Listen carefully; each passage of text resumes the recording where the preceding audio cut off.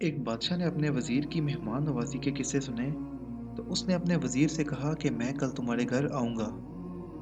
ये सुनकर वजीर की खुशी का ठिकाना न रहा। ये सुनने की देर थी कि वो फौरन घर गया और सब मुलाजमों को बुलाकर कहा, कल बादशाह सलामत हमारे घर तशरीफ ला रहे हैं। घर को अच्छी तरह सजा दो और दस्तरख्वां पर उनकी पसंद का खाना होना चाहिए। उसने मुलाजमों को ज़रूरी हदायत दी और सुबह होने का इंतज़ार करने लगा। सुबह हुई तो उसने फिर से अपने मुलाजमों को बुलाया और कहा, आज बादशाह सलामत आ रहे हैं, लिहाजा उनकी खिदमत में कोई कसर न छोड़ना। मुलाजमों ने उसे यकीन दिलाया कि जनाब यकीनन ऐसा ही होगा।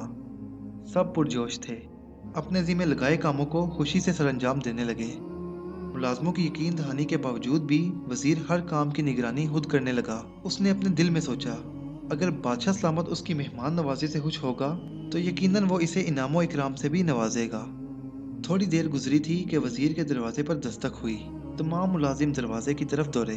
उन्हें लगा यकीनन ये बादशाह सलामत की सवारी होगी।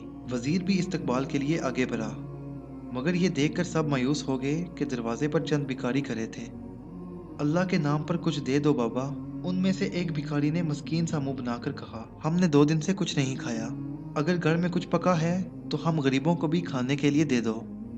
ये सुनकर वजीर घर में वापस आया और अपने मुलाजमों से कहा, जाओ जल्दी से इन भिखारियों को दरवाजे से भगा दो। कहीं ऐसा ना हो कि बादशाह सलामत यहाँ आ जाएं और वो इन भिखारियों को देखकर बुरा मान जाएं। वजीर इनको बादशाह के आने से पहले ही चलता करना चाहता था। वजीर का मुलाजिम ये सुनकर दरवाजे पर गया और उन्हें बुरा भला कहकर भगा दिया।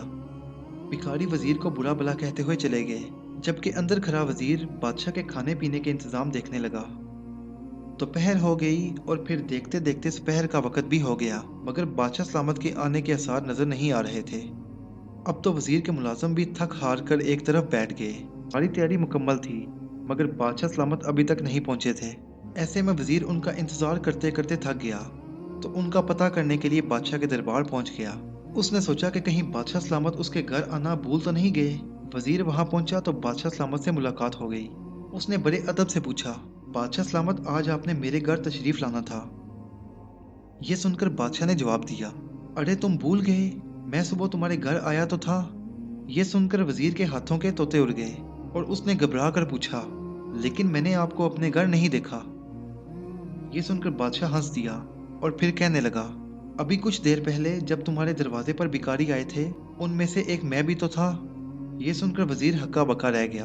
बादशाह सलामत ने उसकी ये हालत देखी तो कहने लगे, दरअसल दरबार के बहुत से लोग तुम्हारी मेहमान नवाजी की तारीफ करते थे, लिहाजा मैंने सोचा कि मुझे भी तुम्हारी मेहमान नवाजी को देखना चाहिए, इसलिए मैंने तुम्हें कह दिया कि मैं तुम्हारे घर आऊंगा।